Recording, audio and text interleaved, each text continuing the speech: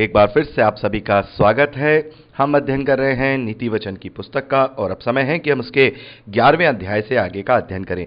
मेरे प्यारे भाई बहनों, इस 11वें अध्याय में भी सुलेमान राजा ने बहुत सारे नीति वचन बताए हैं जो बुद्धि और ज्ञान से भरे हुए हैं, जिन्हें हम अपने जीवन में लागू करके परमेश्वर के ग्रहण योग्य और परमेश्वर को जो पसंद है उसके अनुसार अपने जीवन को जी के हम उस अनंत जीवन को प्राप्त कर सकते हैं। तो इस अध्याय का जो मूल जो शिक्षा है, इस अध्याय की जो मेन शिक्षा है वो हम देखते हैं 19वें वचन में और 30वें और 31वें वचन में। यहां पर सुलेमान लिखते हैं, जो धर्म में दृढ़ रहता है वह जीवन पाता है, परंतु जो बुराई का पीछा करता है वह मृत्यु का कौर यानी निवाला हो जाता है। 30वें और 31वें वचन में लिखा है, धर्मी का प्रतिफल जीवन का वृक्ष होता है और बुद्धिमान मनुष्य लोगों के मन को मोह लेता है। देख, धर्मी को पृथ्वी पर फल मिलेगा तो निश्चय है कि दुष्ट और पापी को भी फल मिलेगा। तो मेरे प्यारे भाई बहनों, यहां पर जो मूल शिक्षा है वो ये है कि जो परमेश्वर के डरवैये हैं, जो बुद्धि और ज्ञान को अपने जीवन में रख के परमेश्वर के ग्रहण योग्य और जो उसे पसंद है उसके अनुसार अपने जीवन को जीते हैं, उन्हें जीवन मिलता है, उन्हें जीवन मिलता है। उसका जो प्रतिफल है, जो धर्मी है उसका जो प्रतिफल है वो जीवन का वृक्ष होता है। ना केवल जीवन का वृक्ष, अनंत काल का जीवन उसे मिलता है, बल्कि इस दुनिया में भी वो ख्याति पाता है, इस दुनिया में भी उसकी प्रशंसा होती है। तो हम यहां पर देखते हैं कि सुलेमान यहां कह रहे हैं कि जो परमेश्वर के डरवैये होते हैं, परमेश्वर के जो खोजी होते हैं, जो धर्मी लोग होते हैं, उन्हें पृथ्वी पर फल मिलेगा और पृथ्वी पर फल मिलने के साथ साथ उनको जीवन का वृक्ष भी मिलेगा, उनका प्रतिफल जीवन का वृक्ष होगा। और जैसे जो धर्मी है उन्हें जब फल मिलेगा तो निश्चय है कि जो दुष्ट और पापी हो उनको भी मिलेगा। तो मेरे प्यारे भाई बहनों, यहां पर बहुत सारे ऐसे नीति वचन हैं जिन्हें हम पढ़ते हैं, जिन्हें पढ़कर हम ये जानते हैं कि कौन कौन सी बातें परमेश्वर के ग्रहण योग्य नहीं है, कौन कौन सी बातें परमेश्वर जिनसे घृणा करता है, कौन कौन सी ऐसी बातें हैं जिनसे हम पाप और पाप के कारणों में फंसते हैं। तो बहुत सारे ऐसे नीति वचन हैं मेरे प्यारे भाई बहनों इस अध्याय में और आगे भी कि जिन्हें हम केवल पढ़ करके ही समझ सकते हैं, लेकिन कुछ वचन ऐसे हैं जिन्हें हमें डिस्क्राइब करना जरूरी होता है। तो यहां जो मेन शिक्षा है वो यह है कि धर्मी जन हमेशा दृढ़ रहता है और जीवन पाता है, और जो बुराई का पीछा करता है वो मृत्यु का कौर हो जाता है। और एक बहुत ही इंपॉर्टेंट वचन यहां हम देखते हैं, 18वां वचन। यहां लिखा है, दुष्ट मिथ्या यानी कि झूठ, फॉल्स कमाई कमाता है। दुष्ट मिथ्या कमाई कमाता है, परंतु जो धर्म का बीज बोता है उसको निश्चय फल मिलता है। तो मेरे प्यारे भाई बहनों, जैसा हम जानते हैं कि नए नियम में शैतान को दुष्ट कहा गया है, और यहां पर जो मनुष्य शैतान की अगुवाई में चलता है, शैतान के पीछे चलता है, शैतान की बातों को लेकर अपने जीवन में दुष्टता का जीवन जीता है, उसको भी दुष्ट कहा जाता है। तो यहां पर सीधे तौर पर यह है कि जो परमेश्वर के विरोध में कार्य करता है वो हमेशा झूठ को ही कमाता है। तो मेरे प्यारे भाई बहनों, यहां जब हम शैतान को दंडवत कर देते हैं या हम शैतान के पीछे चले जाते हैं तो झूठ को ही तो कमाते हैं, क्योंकि शैतान ने हमारे चारों तरफ झूठ को ही तो बुना है। प्रभु यीशु मसीह ने कहा कि वो झूठ ही नहीं वरन झूठों का पिता है। वो झूठ का भी पिता है, झूठों का नहीं, झूठ का पिता है। वो उसने झूठ इन्वेंट ही उसी ने किया है, वो झूठ का आविष्कारक है। तो शैतान जब जो दिखाता है ना वो झूठ है। वो क्या दिखाता है? संसार की भैभवता दिखाता है, जो शरीर की लालसाएं हैं उसके झूठे आनंद को दिखाता है, वो उन बातों को दिखाता है जिनका अस्तित्व जो है विनाशी है, जो विनाश होने वाले हैं। तो जो शैतान के पीछे चलते हैं वो भले ही दिखता इस धरती पर बहुत ही अच्छा है, महसूस होता है, उसे हम छू सकते हैं, खा सकते हैं और उसको हम भोग सकते हैं, लेकिन वो होता झूठ है, वो प्रबल झूठ है। वो प्रबल झूठ ही तो है।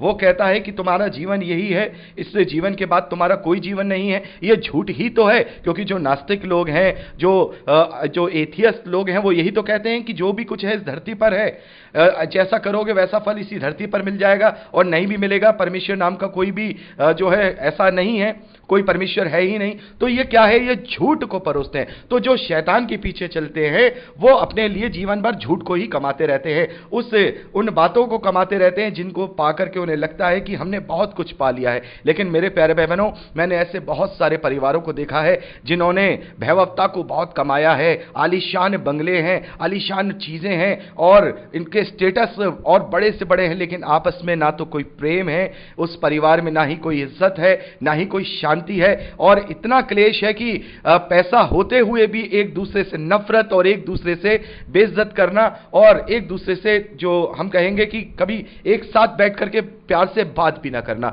अगर हस्बैंड है तो वो कहीं है, पत्नी है तो वो कहीं है, बच्चे हैं तो कहीं है, और जो भी परिवार के सदस्य हैं वो आपस में इस तरीके से रहते हैं जिस तरीके से कोई गैर लोग रहा करते हैं। तो मेरे प्यारे भाई बहनों, इस दुनिया में ये सारी चीजें कमाना कोई सत्य नहीं है, ये झूठ है, ये झूठ है, क्योंकि प्रभु ने जो हमें दिया है वो आशीष है। प्रभु ने हमें जो दिया है उसमें वो दुख मिला के नहीं देता है, वो उसमें सुख मिला के देता है, उससे हम उसको भोगने पाते हैं अपने जीवन में। तो मेरे प्यारे भाई बहनों, ये बहुत बड़ा एक यहां हम कहेंगे सालों से हम इस बात को लोगों के बीच में प्रचार करते आ रहे हैं। ये जरूरी नहीं कि हम इस पवित्र शास्त्र की बात करें, हमेशा झूठ के लिए हम प्रचार करते आ रहे हैं कि जो लोग दुष्ट होते हैं, जो लोग कुकर्मी होते हैं, वो हमेशा अपने लिए झूठ को ही कमाते हैं। तो यहां पर हम देखते हैं वो इस धरती की चकाचौंध के झूठ को ही कमा रहे हैं, लेकिन जो धर्मी धर्म का बीज बोता है, अपने कार्यों से, अपने चाल चलन से, परमेश्वर के ग्रहण योग्य बातों से जो वो धर्म का बीज बोता है, और आज हम जो विश्वास के द्वारा प्रभु यीशु मसीह पर विश्वास के द्वारा जो धर्म के बीज को बोते हैं, हम जीवन को पाते हैं। और अब तो हमें जीवन का पूरा मिरास और पूरा वादा दे दिया गया है कि अब हम उस अनंत जीवन के भागी होंगे। तो मेरे प्यारे भाई बहनों, जो परमेश्वर के लोग होते हैं उनका प्रतिफल जीवन का वृक्ष होता है। तो यही बात हम यहाँ देखते हैं, बहुत सारी बातें यहाँ पर बताई गई हैं, किन किन बातों से परमेश्वर घृणा करते हैं। तो यहाँ हम थोड़ी बातें करेंगे, जो बातें हमें यहाँ जरूरी हैं उनके विषय में। यहाँ देखिए, पहला जो वचन है और जो दूसरा वचन है वो अपने आप में बहुत इंपॉर्टेंट है। भले ये बहुत आसान बात लग रही है, यहाँ लिखा है कि धोखे के तराजू में, यहाँ लिखा है छल, लेकिन मैं अपने जो जब मैं देता हूं संदेश तो उसमें मैं शब्दों को आसान कर देता हूं। तो कभी आप कंफ्यूज मत होइएगा कि मेरे पास कोई अलग बाइबल है। मेरे पास कोई अलग बाइबल नहीं, मेरे पास वही बाइबल है, लेकिन मैं अपने शब्दों को आसान कर देता हूं।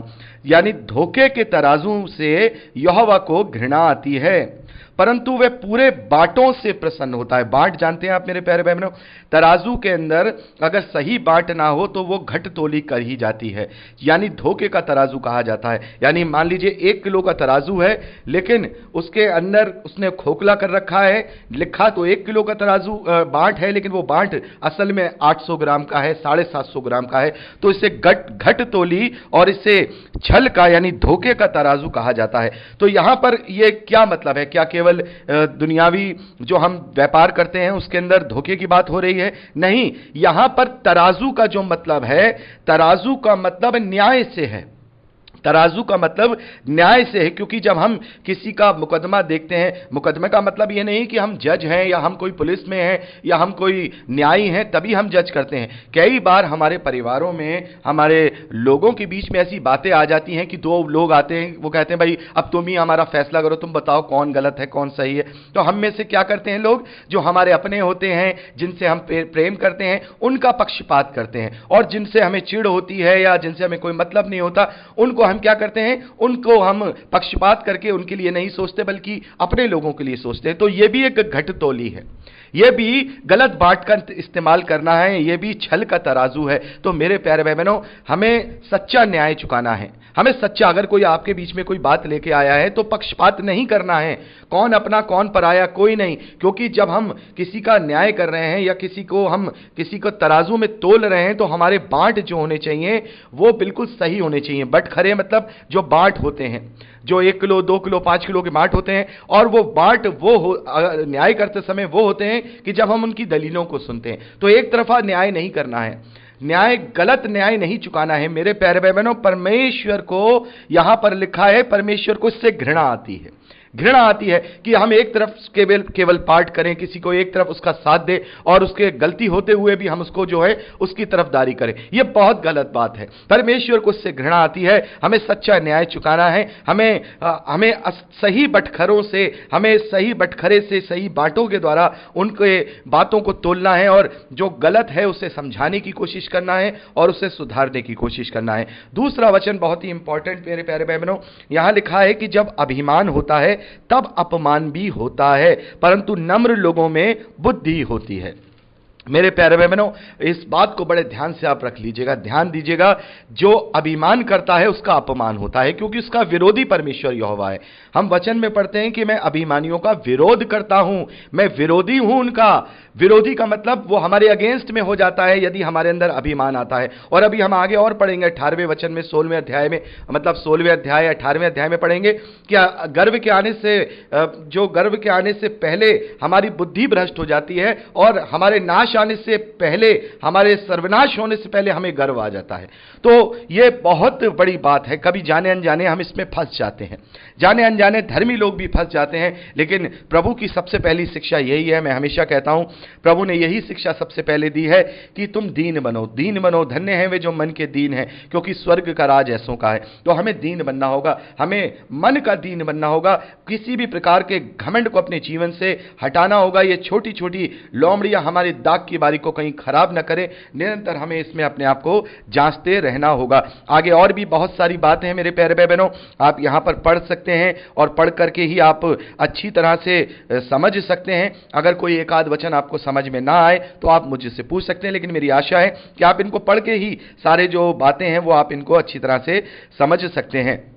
और इसमें एक और बात है जो मैं आपके साथ करना चाहूंगा, जो कि हम 16वें और 17वें वचन में पढ़ते हैं। यहां भी ये जो वचन है हम अच्छी तरह से समझ नहीं पाते, क्योंकि कुछ भाषा है, कुछ ट्रांसलेशन का थोड़ा फर्क हो जाता है। मेरे प्यारे भाई बहनों, हम जानते हैं कि ये जो हिंदी भाषा की हमारी जो बाइबल है ये सीधी हिब्रू भाषा से ट्रांसलेट नहीं हुई है।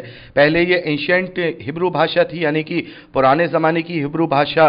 फिर ये नए भाषा में इसको ट्रांसलेट किया गया, फिर उसके बाद ग्रीक में, लैटिन में किया गया, फिर उसके बाद हम देखते हैं अलग अलग भाषाओं में से ट्रांसलेट किया गया, और उसके बाद ये हमारे पास जो वचन है वो आए हैं। इसीलिए कभी कभार ट्रांसलेशन में हमें समझने में हमें मूल भाषा को भी देखना होता है, मूल जो उसकी लिखी हुई लिपि है उसको भी देखना होता है।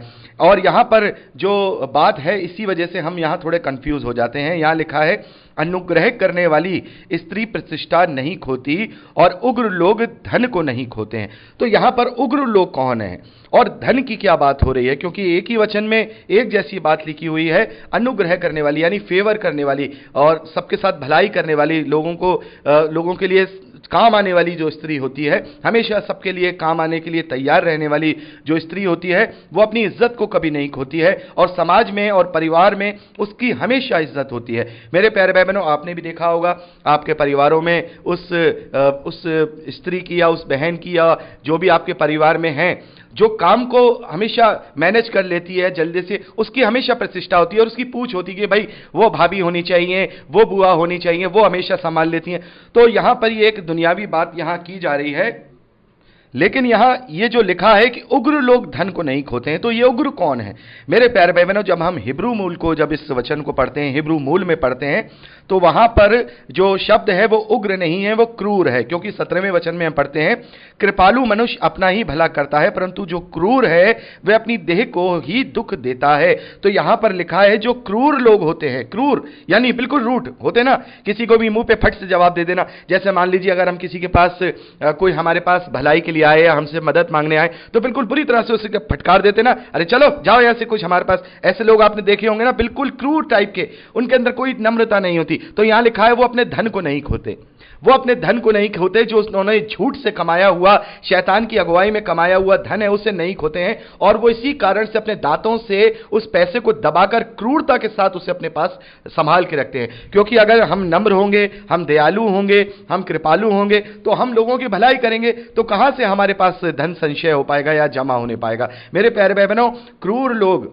और जो दुष्ट लोग होते हैं वही इस तरीके से अपने पैसे को जमा करके रख पाते हैं। क्योंकि पैसे को जमा करने के लिए बहुत सारी चीज़ों को मारना पड़ता है, अपने शरीर की जो वस्तुएं हैं उन्हें भी मारना पड़ता है, भलाई की चीज़ों को मारना पड़ता है और कंजूसी करनी पड़ती है, ये सारी चीज़ें होती है। तो ये वो वाला यहाँ शब्द है कि क्रूर लोग जो होते हैं, जो उग्र लोग होते हैं, जो रूटलेस लोग जो होते हैं, वो अपने धन को नहीं खोते, लेकिन वो झूठ से कमाया हुआ धन है वो उनके लिए कभी भी लाभ का कारण नहीं होगा। लेकिन जो धर्मी होते हैं, कृपालु होते हैं, भला करने वाले होते हैं, वो कभी भी अपने जेब में ये नहीं देखते कि कितने हैं, उनका ज्यादा, और वो भलाई करने में हमेशा तैयार रहते हैं। भले ही वो कम से करे, लेकिन वो दूसरे की भलाई जरूर करते हैं। और वो जब वो भला करते हैं तो वो दूसरे का भला नहीं करते। जैसे प्रभु ने कहा ना कि वो जब मैं प्यासा था तुमने मुझे पानी पिलाया, और जो कोई मेरे छोटे से छोटे भाइयों के साथ करता है वो मेरे साथ करता है।